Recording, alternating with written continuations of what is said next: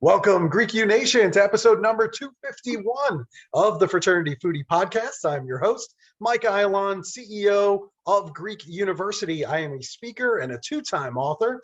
Our second book is called From Letters to Leaders, Redefining New Member Education and Leveraging Belonging to Eliminate Hazing. So go and pick up that book today on Amazon. We call these episodes the Fraternity Foodie Podcast because there is nothing like great food to bring fraternity and sorority leaders together. Fun fact, I am a huge fan of Sigma Phi Epsilon and some of the work that they've done the last couple of decades in elevating the fraternity experience with programs such as The Balanced Man, Substance-Free Housing. Check out episode number 200 of the Fraternity Foodie Podcast with SigEp CEO Brian Warren for a really great look at some of the amazing things they are rolling out. You will be impressed for sure, I promise you. Now, our next guest is Dr. Kevin J. Fleming. He is an educator, speaker, CEO, and author. He's also the producer of multiple viral animation videos, including Success in the New Economy, author of the educational bestseller, Redefining the Goal, and he's currently Vice President of Planning and Development at Norco College, which is in Southern California. Dr. Fleming is a passionate advocate for ensuring that all students intentionally equip their potential, enter the labor market with a competitive advantage, and find their purpose on purpose. Welcome to the show, Dr. Fleming. It's a pleasure to be here. Thanks for having me, Mike. Hey, it's my pleasure as well. I know you come highly recommended to the Fraternity Foodie Podcast. You've got a lot of friends out there in the fraternity and sorority world. I promise you that. I paid all the right people then. That's good to hear. That's right. Whoever you're paying off, you nailed it. I don't have an agent, but I got fraternity brothers. That's all you need, right? There you go. So I want to make sure our listeners know a little bit more about your background. I know you decided on Loyola Marymount University for your undergraduate experience, and you actually have 2 bachelor's degrees there. So why was LMU the right choice for you? So like many of your listeners, I'm a first-generation college student. So neither of my parents went to college. My dad was in the Army. My mom was a stay-at-home mom and like a part-time bookkeeper. And so I was blessed to have 2 parents, and they loved me, but they didn't know how to help me navigate that transition from high school to college. So I actually didn't have the opportunity to do a rigorous college exploration process. My dad's friend went to Loyola Marymount University and said, you should go there. So I said, okay, that's where I'll go. And that was the extent of my search. So and I did not go through this like really well-defined process. So I found myself at this small liberal arts, residential, religiously based institution. And I just started kind of doing college and getting involved. And so it wasn't strategic, Mike. I gotta be honest. I just kind of woke up one day and found myself there, and it ended up being the right plan. It was the right place for me at the right time. I had a great experience there. They happened to start the new fraternity they were launching. So I was a founding father of the SigEp chapter there at LMU, which was a great experience. I read once that less than 1% of all Greeks are founding fathers. And so that was just a fun opportunity to build something, to create something new. And so I really enjoyed my undergraduate experience there. Wow, you obviously landed in the right place. I mean, it might have been by accident, but you obviously did very well. So all of that, I think, worked out great for you. And you're absolutely right. I mean, I'm jealous. I will never be a founding father. As hard as I try, it'll never happen for me. Can't go back. I'm really jealous because I tell you what, all the founding fathers, no matter what fraternity that we're talking about, they're all extremely successful. That is the common denominator among all of the founding fathers that I see out there. I mean, I guess you could have had the opportunity to join another fraternity on campus that was more established. I mean, is there something about being a founding father that was just really appealing to you? Yeah, I think when any national fraternity is doing a new expansion and they're looking at recruiting folks, I think there's a certain entrepreneurial spirit, a certain entrepreneurial bug that attracts members to start something new, to create a new fraternity. I mean, a lot of our rituals they're based off tradition. They're based off of our values and our beliefs, right? Well, to be a founding father, there's no local tradition.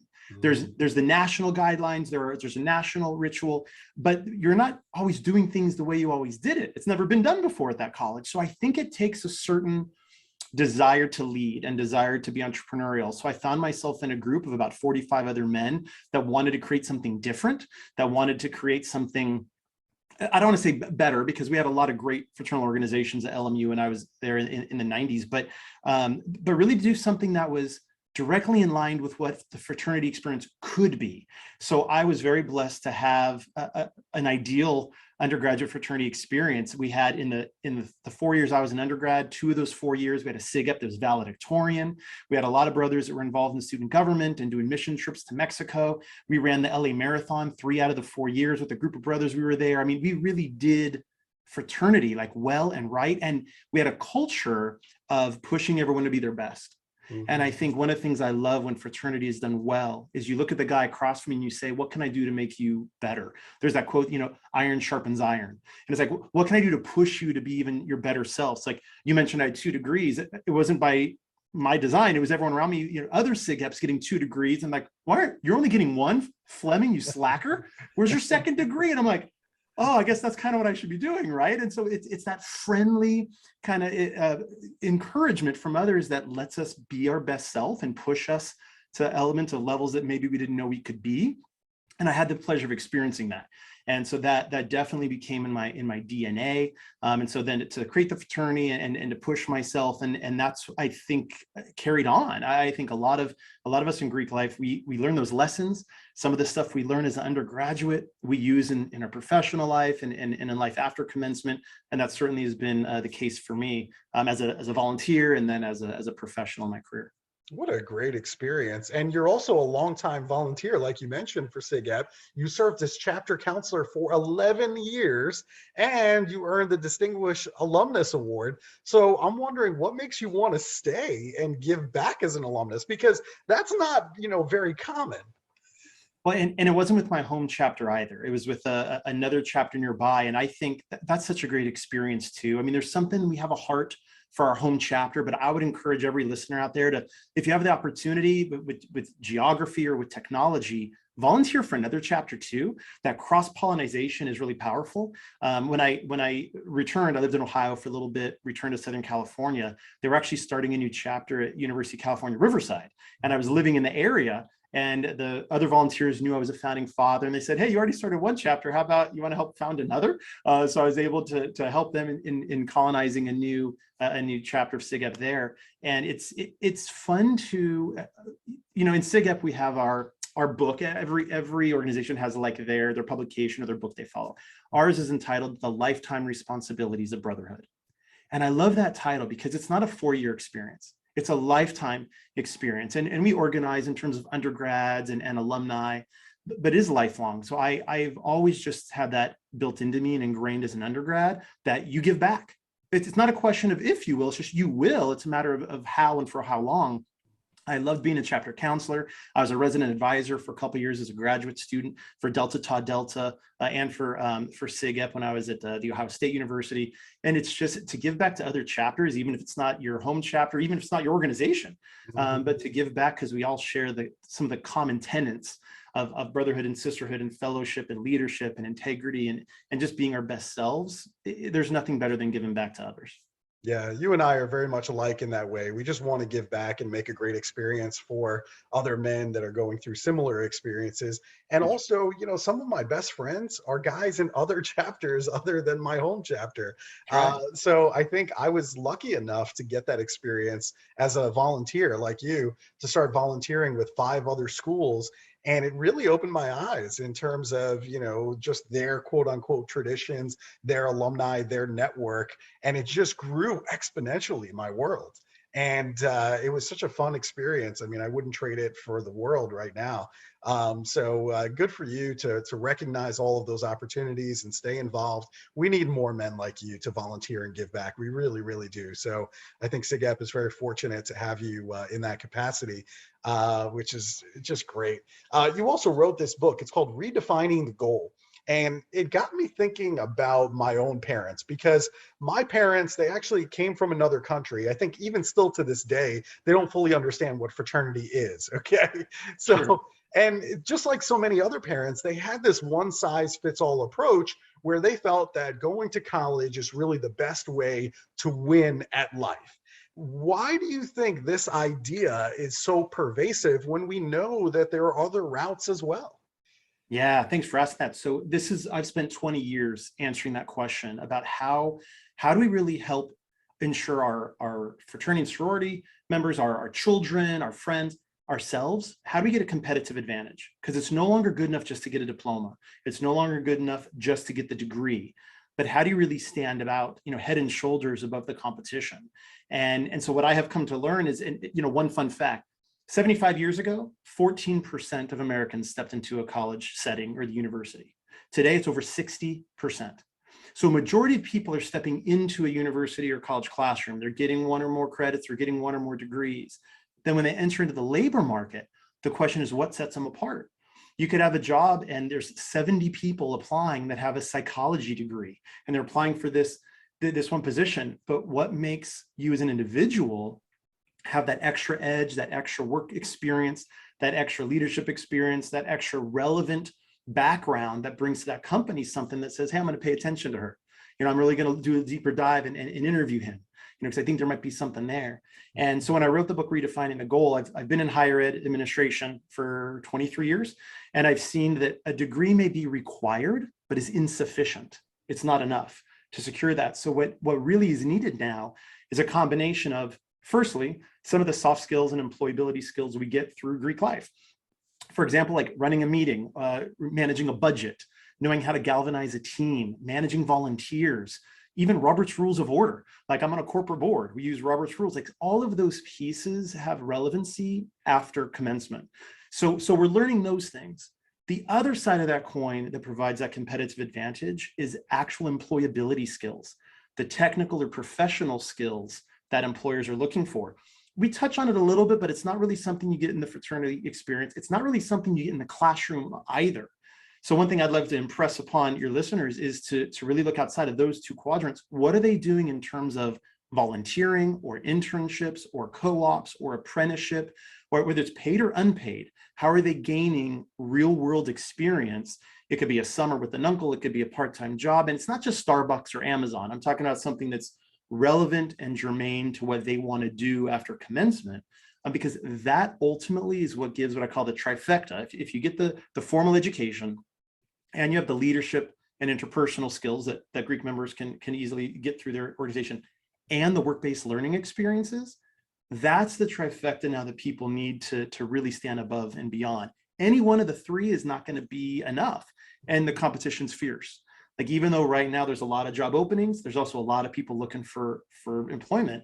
But every competition is not equal depending on your field. So what I encourage undergraduates to do is to really sit down and think about, what are you going to do 5 years after commencement? Not just the fall after you graduate, but like when you're 25, when you're 30, what do you want to be doing? And then reverse engineer that. And what I would encourage people to do is utilize our Greek network to do as many informational interviews as they can. And so if you want to be, I don't know, what was your first job, Mike, when you graduated? What was your first position? When I graduated, my first job was working for a very large publicly traded finance company, but I was their collection manager for the New York City office, and we were financing tractor trailers.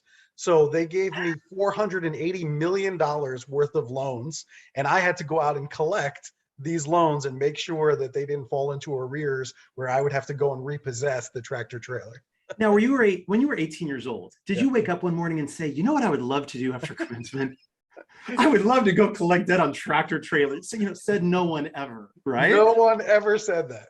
So I want to give all of your listeners like permission and grace to say, it's okay if you don't have crystal clarity about what you want to do immediately after commencement. None of us really know. My first job when I graduated, I worked at Countrywide Home Loans, which is a company that doesn't exist anymore. I worked in the foreclosure department in the filing room. No one says, I'm going to go get $200,000 in student loan debt in a residential liberal arts experience so that I could go work in the filing room at a now defunct mortgage company. Like no one says that, right? So I want people to know, like, our careers are no longer in this country like a ladder where you start off at one position, you incrementally move up. The analogy I like to use is it's more like rock climbing, where you're going to go up, you're going to have a lateral move, you might descend a little bit to go around an obstacle, and then you'll grow to the summit. And so our careers forevermore are going to be very haphazard and not always predictable. If you do informational interviews, and reach out to a collector, reach out to someone in finance, say, what do you do? What do you like about what you do?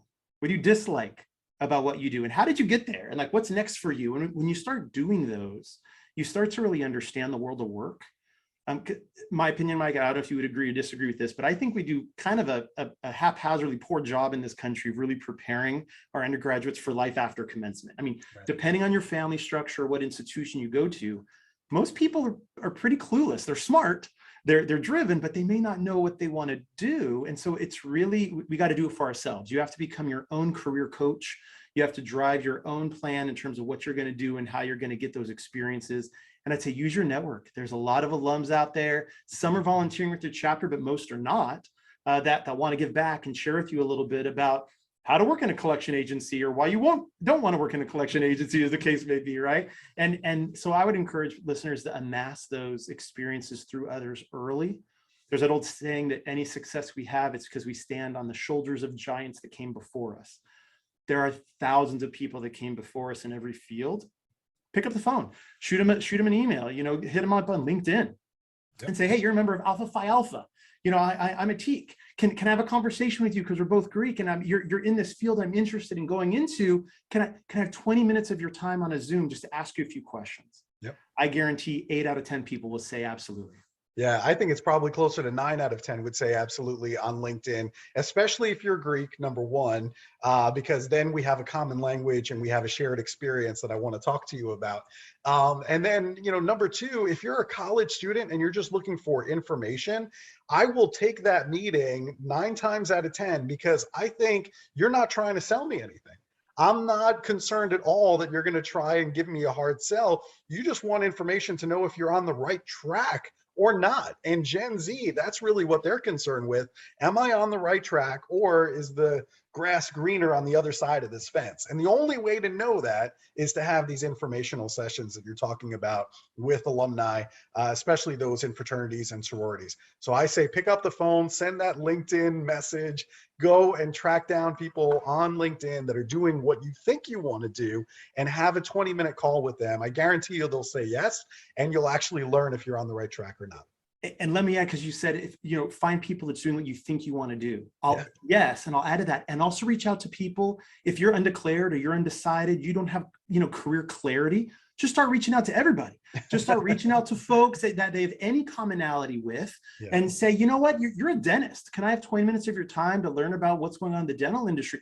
You may be, I like to tell people, stay curious. Yeah. If you don't know what you want to be, stay curious, because you never know. All our industries are merging and kind of, they're not clean silos anymore. Do as many informational interviews as you can. In one of them, someone might just say something that triggers and sparks an interest in you that you can't predict, that you wouldn't have otherwise been able to foreshadow. And then you can follow that. It's like Alice following the white rabbit down the bunny trail. You never know exactly where you're going to end up, but I would say stay curious and reach out to people, and you'll hear something that'll spark your fire.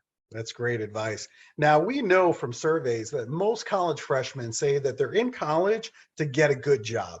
What is your definition of a good job? Yeah, so it used to be just financial, right? A good job used to be you make 6 figures. Now I think, mainly because of the pandemic we just went through, I think the definition of a good job has evolved. I think now a good job is one that has work-life blend, that doesn't require you to be necessarily, you might have to be in an office, you might have some flexibility with schedule, you might work remotely, it might be hybrid, but I think there's a work-life blend aspect where they have compassion and understanding that you're a 3-dimensional human being. And so whenever you see in an interview where they say that it's very rigid and you have to be there at 8 a.m. and you leave till 5 and there's only 2 weeks vacation, there's no flexibility, you may want to think about going somewhere else, because I think now our culture is changing to recognize that sometimes life happens and sometimes we need that to take care of a family member or to go to a doctor's appointment, and there might need to be some work-life flexibility. So I think a good job, it's not just about compensation. It's also not just about the schedule and flexibility of work-life blend. I think it's also about a little bit of lifestyle and the ancillary things that undergrads don't always think about. That includes a pension. That includes 401k contributions. It might include medical benefits, dental benefits, and also I would add, as an educator, tuition and lifelong learning benefits. I think you want to look for a good job that will reinvest resources in you, that will support you in growing, support you in continuing to learn. And that could look a lot of different ways. It could look like going to conferences. It could be internal training and development plans. It could be internal budgets for LinkedIn classes or master classes or something like that. I think you want to, in every interview, you want to ask, what are the opportunities for growth and for training and for ongoing skill development? Because you're not going to have the same job for, well, they say now like that today's high school seniors will have 14 jobs by the time they're 40. And that's a fast rate of change, right? So we are now in the business of constantly upskilling. For the rest of our lives, we will be upskilling, we will be learning new tools, learning new packages, gaining new information, merging with industries so that we can stay current and ride what's called the S curve to whatever's coming next in the development of your field. And we'll have a lot of pivots and a lot of shifts. Your listeners might have heard about things like the gig economy and all these things. There's all these shifts happening now we've never seen before. So my crystal ball is broken, but what I do know is 10 years from now, we're going to look very different than what we are now. So I think that the trick is finding a good job that provides for you and your family, but it also gives you a career trajectory and some opportunities to grow, because we're not a finished product yet. We're all still learning and growing and becoming, fulfilling your potential is not something you do in a week or a year. It's truly a lifelong pursuit. So I would say ask those questions in an interview too. By the way, employers love when you ask good questions in the interview, right? So one of the good questions you can always ask is, tell me about your ongoing training and development programs so that I can continue to grow with the company and make sure that I can remain not only value, but add more value year after year. You ask that and show a heart of curiosity and a desire to be better and be stronger, they're going to want to pick you up and retain you for the long haul.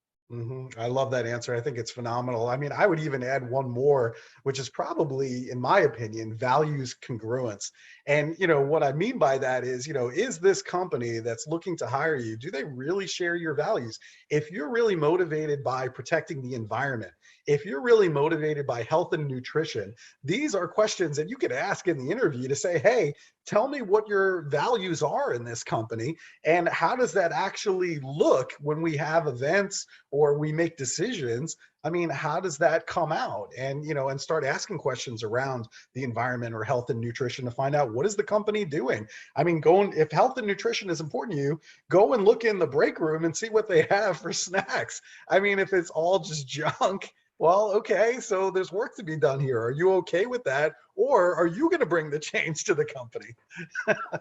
I love that. I'm stealing that. I'm using that. I totally agree with you. And I think, and in order to do that, we have to know ourselves, right? Yeah. We have to know what are my values, and our rituals, give us a good kind of starting point for that. All of our past experience, our family upbringing, all that kind of plays into play. To be able to articulate that is also important. I was in an interview once years ago. An employer, it only happened once, but the employer asked, what are your primary values? And they said, what are the 5 words that describe you?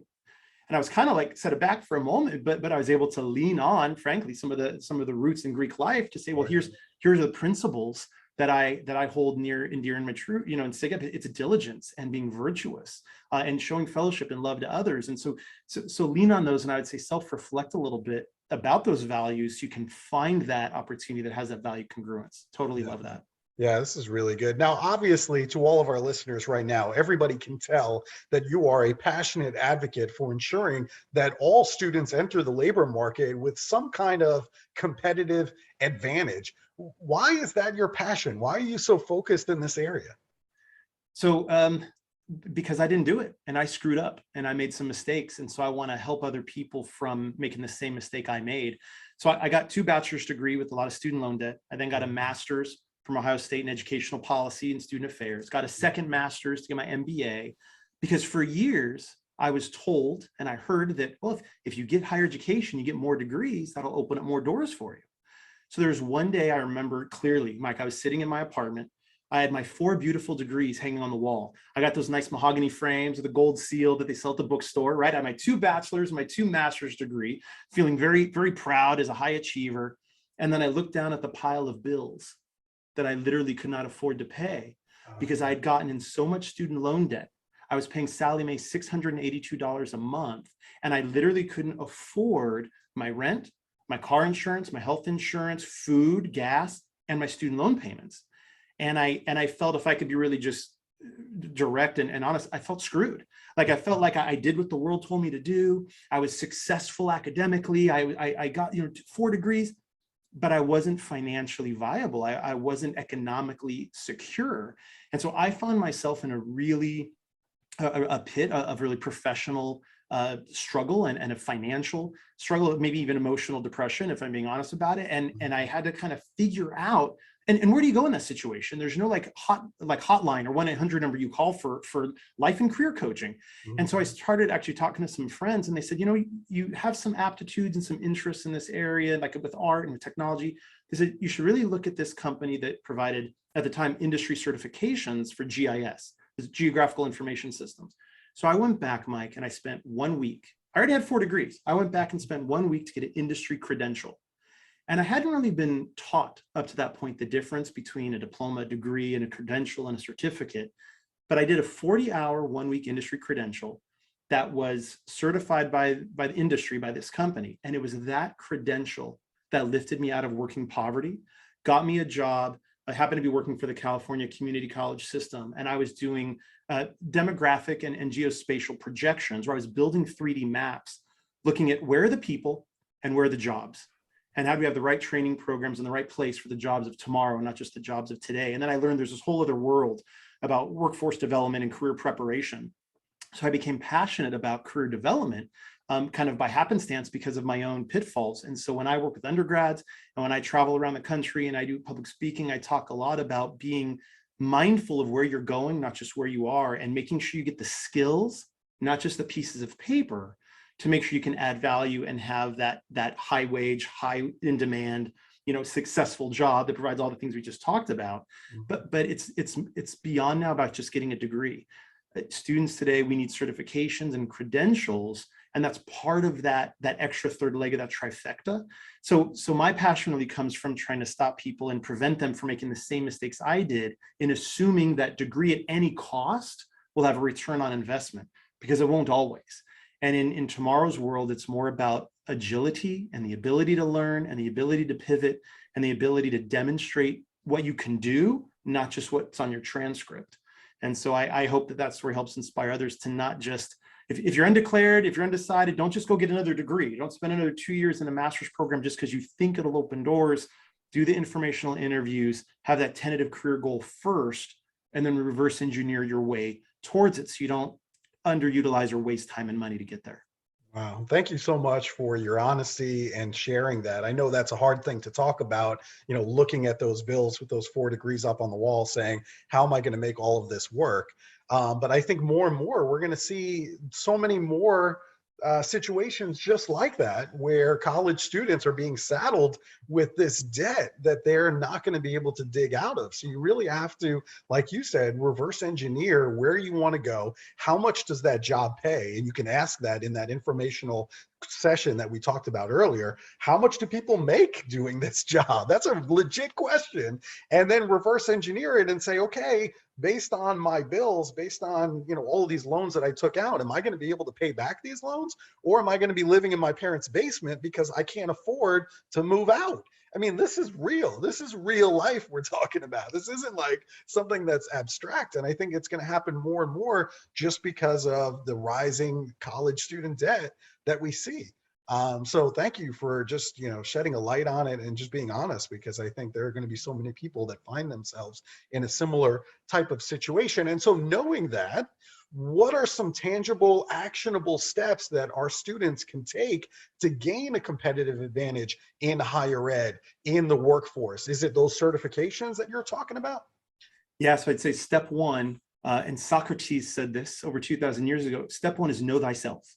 Mm-hmm. So I'd say the first step is self-exploration, to understand what are your values, what are your strengths, what's your personality, what are the things that you might have natural God-given talents or really a propensity for. So I'd say take some personality inventories, take the Myers-Briggs, the MBTI, read Strength Finders 2.0, go online, read some self-help books, like really be able to articulate what you're good at and what you're not good at.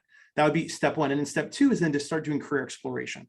There are over 950 jobs that the Department of Labor says exists in America. So you probably know 30 of them, maybe 100 of them. Start researching all the other things. You may want to go into healthcare, but there's over 72 jobs in healthcare. Which one might be a good fit given the self-exploration of where you shine and where you can really put your best effort into something. And then once you've done the self-exploration and the career exploration, then tangibly, that's when you start doing the informational interviews. You start figuring out what are all the ways to get to where I want to be. If you want to be a logistician, half your listeners are saying, what's a logistician?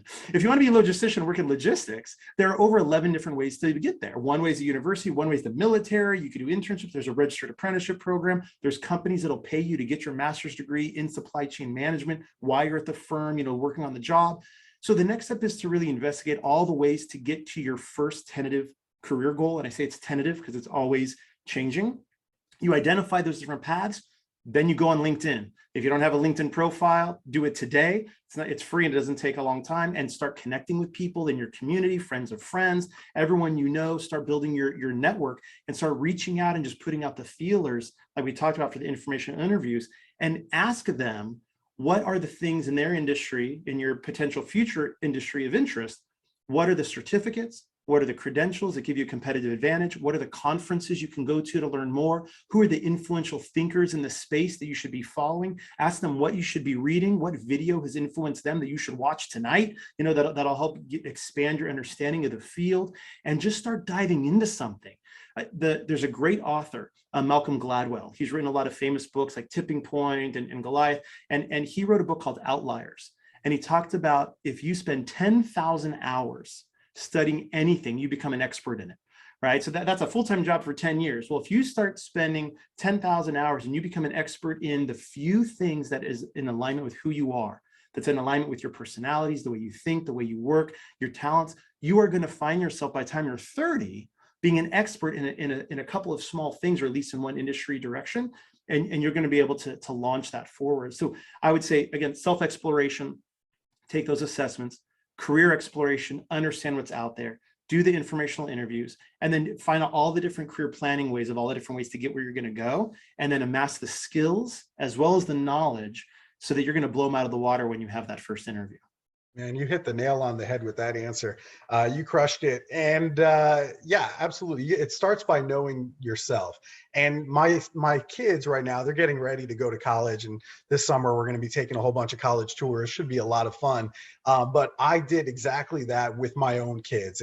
You have to know thyself. And so we started with Myers-Briggs and Strength Finders and all of those assessments. And what does that do? That gives them the language to be able to articulate in an essay to a college who they're really all about. You need that language, whether you're applying for a college entrance or you're applying for a job. That language from the assessment is going to really help that person sitting across from you to understand what you're all about and what you're passionate about. And you can articulate it better than other applicants. Much better, because many of them are already familiar with Myers-Briggs and Strength Finders. So I love the answer. I think that's phenomenal. Everybody listening needs to stop, rewind, listen to Dr. Fleming's answer again, because I'm telling you, he crushed it. So that's really, really fantastic. Now, I saw an article a couple of weeks ago, and it basically said that 1/3 of all college students are considering withdrawing from school, largely because of emotional stress. And I don't have to tell you about all the emotional stress that has been going on over the last 2 years. You know that better than anybody. And other factors that they cited: strong job market, so they could really just withdraw and get a perfectly good job, and the rising cost of education. Just like you said, they can't afford it. They've got all these bills. So how can we shift our messaging to encourage industry credentials and career readiness? What do we do for the messaging to make that shift? So I entitled my book, and you have the word, redefining in yours as well. I think for too long, we have pretended that college graduation is the goal. Well, when you run a race and you cross the finish line, what do? Well, you stop running. So a lot of people think, well, I graduated, so now I'm done, like the race is over. And I think we need to redefine the goal and push that goalpost way further back, because it's not just about high stakes, high pressure tests, a high pressure environment to get the goal. Like you said, mental health is becoming finally something we can talk about with a little bit more compassion and openness, and without it being something that we can be ashamed of and have it be hidden in the shadows. There's a lot of anxiety.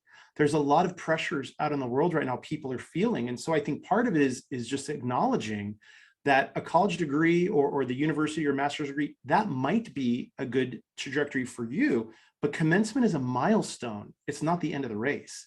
It's an important milestone for many, but the goal is actually something else. That goal might be fulfillment of your purpose. That goal might be leaving a legacy for your family. That goal might be to stop generational poverty. That goal might be to stop the abuse in your family. That goal might be to just have to get out of working poverty. That goal might be to be a good role model for your siblings or for your children. The goal might be to contribute to your community. The goal might be to contribute to social justice. The goal might be to start working towards solutions to problems that the world and our country has. The goal is not a piece of paper. And I think there's so much stress and anxiety and pressure about fulfilling this fake avatar that we see in magazines or on social media. And we have to remind ourselves that anything you see in magazines or social media is there's filters on it, and it's airbrushed, and it's people's best foot forward, and that's not real life. And we have to, give people the grace and the acceptance to be themselves and to go at their own pace. So I would say, redefine the goal about it. It's about clarifying your ultimate fulfillment of your purpose. It's about identifying, what do you want on your tombstone? What do you want to be the memory and the impact you have on your family and on your neighbors? And it may or may not be this high pressure career right away. But it might also be acknowledging the world is changing so much, and you're going to have all these different positions, and be true to yourself and just start amassing those experiences without trying to live up to some other fake avatar of an ideal that you saw in a movie or on social media. Wow, that is absolutely fantastic. I love it. Man, oh man, there's so many things, so many ways that I can go here. But okay, right now you are at Norco College in Southern California. I'm working with college students every week, giving these presentations, trying to get my message across to make fraternity and sorority a safe experience and to grow fraternity and sorority for the next century. So what questions should we be asking of our students? What questions should we be asking about ourselves in order to maximize student success? So the first I would ask is the simple question of, how are you? And then no matter what they say, you respond with, well, how are you really? Yeah. Because see, we have this condition where we ask ourselves, how are you? Oh, I'm fine. Well, how are you really? Like, can we go a little bit deeper than that? Like, how is Mike the person? How are you in all the dimensions of your life? I think we need to just be more human with each other and with our fraternity brothers and sisters, and make sure they're okay, because everybody's an iceberg, and there's what you see above the water line, and there's all the stuff we're carrying below the water line that's not always visible to anybody. So the first question I'd ask is, like, how are you? And followed by, how are you really? And the next question is, we should stop asking, what's your major? We should stop asking, where are you going to go to college, or what's your interest? We need to start asking, what are you going to do after commencement? We should start asking, what's your first career going to be? We should start asking, what are the skills that you'll need to have a competitive advantage after you graduate? And if we can bake that into our member development programs, if we can start bringing in industry experts on a monthly basis to talk to us about the real life and life after commencement and what it's like in all these different fields and industries, that will grow our understanding. Because Greek life and university life is kind of a bubble in many respects. It's not quite real life. And so to get those windows into different careers and different professionals, we should be asking those questions. And I would ask the question of, what are all the different ways to be successful after commencement? What are all the different paths to get to a single destination? If you have a tentative goal in mind, what are all the different ways to get there? Some are going to be more expensive than others. Some are going to be faster than others. Some are going to be harder for you to achieve than others. But it's knowing that there are multiple ways to get to every single destination in life, regardless of who you are or where you've been or where you're going. And so I'd encourage us to ask some of those more holistic questions, and ultimately then asking the question of, what are the problems in the world you want to solve? Because regardless of your major, and regardless of your career title, regardless of what's on a business card or what industry you get employed in, what's the difference you want to make? What are the problems you want to solve? And I think if we have that North Star, that is values aligned, like you mentioned, Mike. And if we know where we're going with our personal mission in life, which, by the way, every company has a mission statement. Our Greek organizations have a mission statement. Every one of us as individuals should have an individual mission statement of what drives us and what our North Star is. And again, that long-term impact we want to make. I'd say if you can clarify that, have some definition around that, be able to articulate that. I have mine posted on my bulletin board that I printed out 15 years ago, and I read it, and it reminds me of where I'm headed and what my direction is. I think those are more important questions than simply what classes are you taking next semester? What are you going to do this summer? What's your major going to be? I think we need to go both further out in the time horizon and also a little bit more deeper into our hearts and minds. Beautiful. Those are great questions that you mentioned there. And one trick to the how are you, I'm fine, which we get all the time when we talk to students, is to basically assign a number. So when somebody says to you, how are you? You can say, well, you know what? Today I'm a 6.5 out of 10. And these are the reasons why. I didn't sleep really well last night and X, Y, and Z. And by you doing that, assigning a number to it and explaining why you're a 6.5 today, what's going to happen is the person who you're talking to is going to mirror you. They're going to now say, oh, okay, I'm a 7.5. And the reason why, and it's all going to happen totally naturally. And then you're going to get to the root of, how are you really? I love it. I was a 7.5 before this call. I'm a 9.4 now that I'm talking to you and engaging in this. I love that kind of quantification in the description of it. That's gold. Yeah, it'll be a really cool trick for you to kind of play these Jedi mind tricks to get at what it is you're trying to get.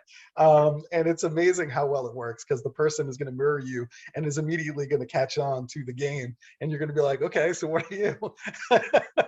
And so it's a lot of fun, but you can enjoy that from here. Now, we do love good food here at the Fraternity Foodie Podcast. I mean, that is something that I pride myself is trying to get good food at every college campus that I stop at. So what is your favorite restaurant in the LA area? So that way, when I'm there again, I can go and check out your place. Oh, wow. That is a hard question, because in Los Angeles, we've got a little bit of everything and we're so blessed. So I'll say, I'm a meat and potatoes kind of guy. So I'll go with my namesake, since that question of Fleming Steakhouse.